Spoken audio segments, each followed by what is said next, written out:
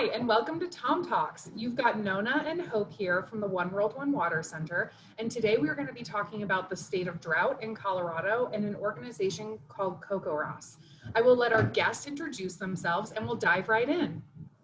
Great. Thanks for having me, Hope and Nona. My name is Mike Kintgen, and I'm one of the curators here at Denver Botanic Gardens. In addition to caring for the living collections, I've been collecting data for CocoRoss since June 2006. And today we're going to talk a little bit about the current drought that's developing in Colorado and some of the things that we can do to hopefully make it better here in Colorado.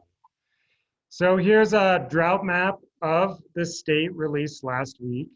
Looking at this and the various colors, you can see that basically all of Colorado is in a drought at this moment in time, including the highest category of D4.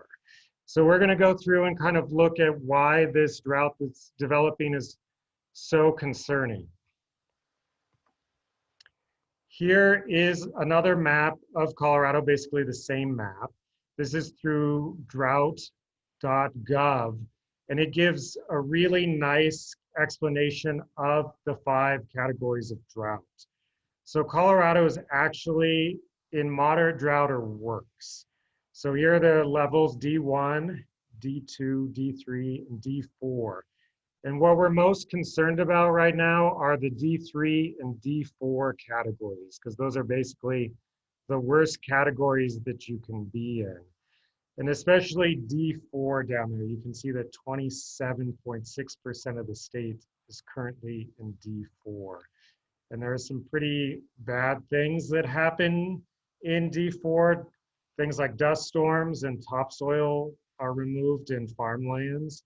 Also, agricultural, recreational, economic losses are large.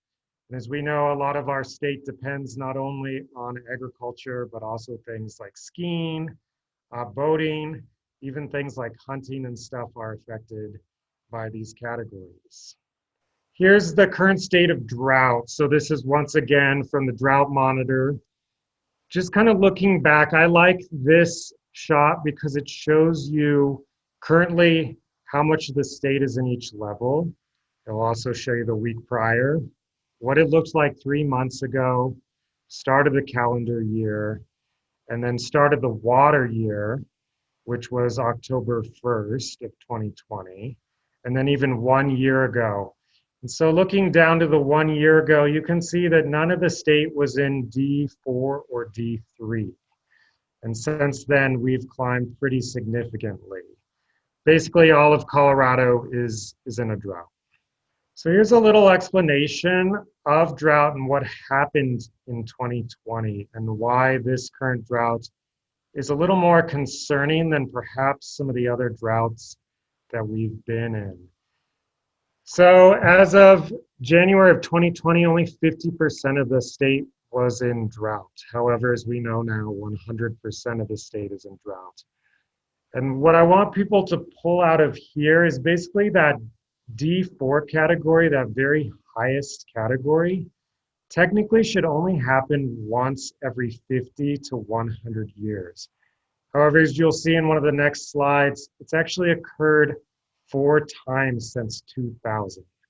So something that should happen only 50 to every 100 years in Colorado has occurred about every 5 years. So here's actually a graph from drought.gov showing the frequency of D3 and D4 categories since 2000 in Colorado. Many of you were probably in Colorado in 2002 and remember that year. That was the driest year on record in Colorado. And you can see right about there is the first time we entered into D4 in the 21st century. Kind of scrolling across the screen, you will see around 2012, 2013, there was another instance of D4. And then ironically, again, kind of in 2018, 2019, there was even a bit of D4. This graph cuts off basically what's occurring now. We're in D4, as I talked about. 27% of the state is in D4. So that's fairly concerning. And then this was a screenshot I did I produce reports quarterly here for the staff at Botanic Gardens, just kind of updating the data that I collect and also kind of interpreting that data. So I took a screenshot. On the left there is the end of December 2020. So you can see where the D4 areas are in. So they're largely in a lot of our water collecting basins, like the Colorado River Basin, the Yampa, down into the Gunnison, rivers like that. And then on the right side of the screen is December 2002, so almost 20 years ago, during what was considered the worst drought in Colorado's history. You can see that actually the D4 there is centered down more in places like Huerfano County and places like that, which are typically fairly dry and aren't big water collection basins for the state. So yes, it's troubling that that part of the state was so dry, and it definitely impacted the people down in that part of Colorado. But here in 2020 and 2021, that D4 category is actually more widespread and actually in what I would call more critical areas for water supply. The pattern is not predicted to change over the winter. So we're in the big snow building time of the year when our water supply is being built for the coming growing season. It's also the time of the year where soil moisture supply is basically recharged in the winter because plants aren't using water. So it's very, very troubling that this pattern is not expected to change here in the next 3 months. So I want to show people just that the big take home from that, because it's obviously a tremendous data set and there's a tremendous amount of nuances behind it. I don't want people to come to any startling conclusions. I just want people to look at that the frequency of droughts in the state is nothing new. You know, maybe that severity level of D4, 4 times in 20 years is concerning, but that I think there's always this hope in Colorado that things are going to get better.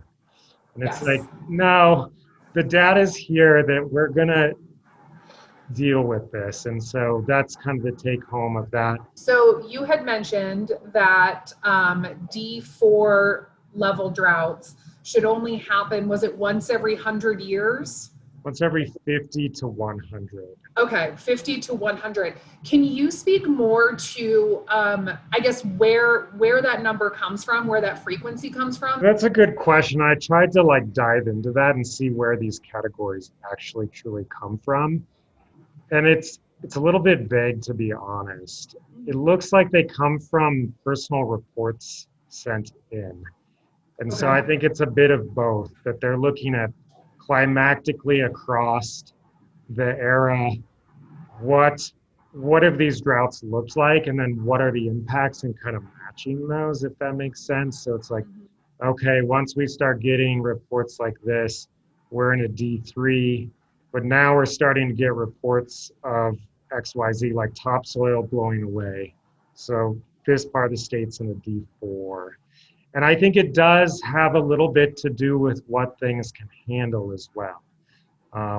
That's one thing I'm a bit disappointed about, is both the Droughtgov and the Drought Monitor, it's a little hard to truly get a quick, easy answer of exactly what constitutes those categories.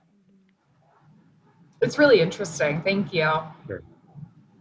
Thank you so much for joining us for this TomTalks. Come back, check out the next half of this presentation. It's going to be really, really interesting.